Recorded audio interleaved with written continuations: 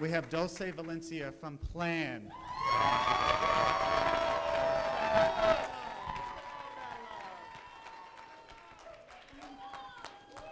Dulce, ¿hablas español? Claro que sí. Tú tienes un equipo grande aquí. Gracias. Sí, es Y gente. impresionante. Gracias. Ok. Hello, Senator. ¿Necesita más apoyo? Porque quiero... sí, sí. Well, Okay. hello, Senator. Gracias. Pregúntame, amiga. Okay. My name is Dulce Valencia, and I am a dreamer. All right. I came to the state of Nevada when I was 11 years old, and I have called this state home ever since for the past 8 years. Okay. I knew that I was undocumented from the moment I arrived, but I didn't really know what that meant. It wasn't until 8th grade that I began to feel the effects of being undocumented. I was being awarded a scholarship by my school, and when the principal called me into her office to congratulate me, she said that all I had to do to receive it was present her my social security number. I told her I didn't have one. She simply looked at me a bit stunned and said, "Of course you have one. Everyone has one." Hearing those words made me realize that being undocumented wasn't something normal, so I vowed to stay hidden and not mention my status to anyone. This was the mindset that I had as I entered high school and the one that remained with me. It wasn't until 2012 when President Obama announced DACA and I found out that I didn't qualify that I, in a sense, woke up. Not qualifying for DACA made me realize that I needed to be out there fighting for my future, just like I had seen the dreamers on TV do, instead of simply sitting on the sidelines. So I decided to take control of my life, and I began by volunteering at Plan, and with Plan, I was able to find my voice, and I was able to begin advocating for myself and for immigration reform. Today, I continue to advocate on behalf of immigration reform, but also for everyone out there who feels as voiceless as I once felt, and for everyone out there who's still in the shadows, afraid of having their families torn apart.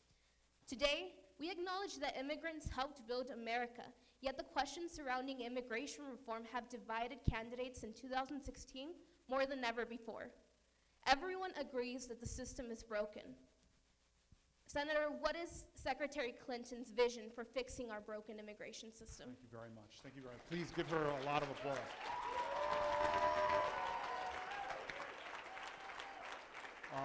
And your voice is your power. Su voz es su poder. And it's, again, impresionante. So thank you for a very important question. And again, so, you know, in a time when there's lots of great Democrats out there, a lot of my friends ask me, well, why are you choosing Secretary Clinton? Especially because you said before, I lived in these high-rise, low-income housing, and then lived in high-rise public housing projects. The house I bought is just down the street from there. I live in a community with a lot of blacks and Latinos and immigrants.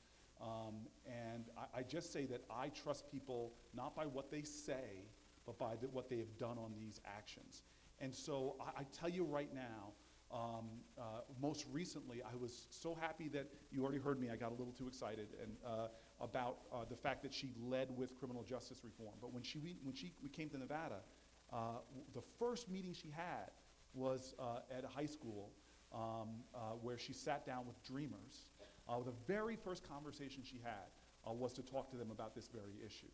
And so there's something about her, and I think it's because she respects the tradition of this country, that we are built strong by people that were not necessarily born here, but by immigrants, that we have, as a nation, have a motto that's written on a statue that sits off the coast of New Jersey.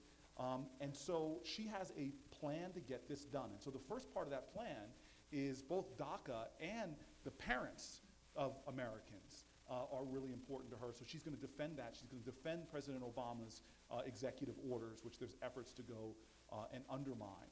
Another thing she feels very concerned with, which she says publicly, is even now she believes the immigration policies of the United States is causing havoc, is tearing apart families, that we're deporting in a way that is too indiscriminate and in many ways undermining what our values are.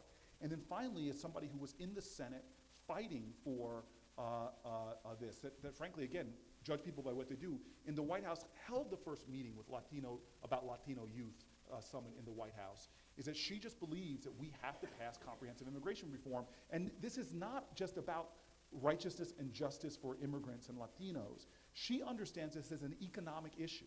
If the Senate bill that passed, that got defeated in the House, had passed, it would have meant billions and billions of dollars of economic growth to our country. And it would have been a massive job creator, pulling people out of the shadows, helping them to be a part of this country. It would actually help to grow our economy and grow jobs for us all. So there is an urgency that she feels on this issue. And as a guy who lives in a community with a lot of immigrants, who sees the fear and the concern and the tactics that are being used right now, we've got to stop this.